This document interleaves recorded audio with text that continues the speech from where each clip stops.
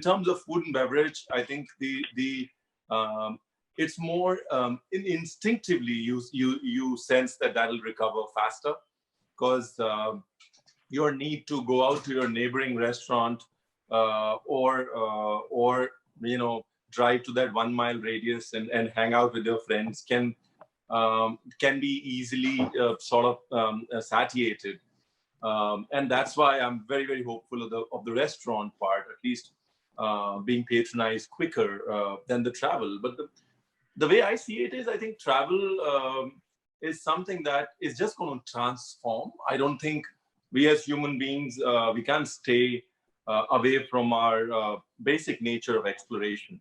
I think there's a certain transformation that's due, which I feel is great. There's going to be a lot of detail in travel, and the detail will come from the fact that when we're going to do weekend travel, we're going to drive around to places where we can drive around to, maybe avoid long distance travel. We're going to find a lot of detail in our ecosystem that surrounds us.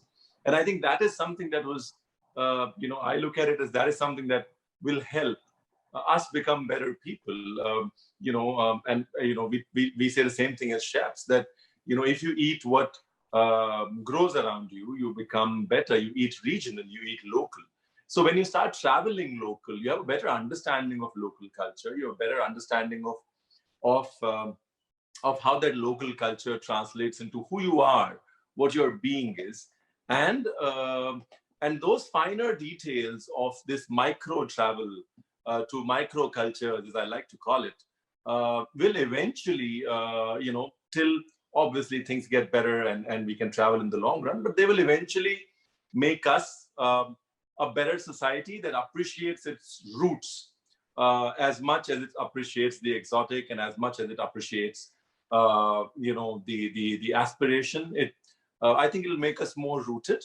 The more we travel to 100-mile radius of what's around us, the more real and the more connected we will get as human beings, as individuals, as a society overall.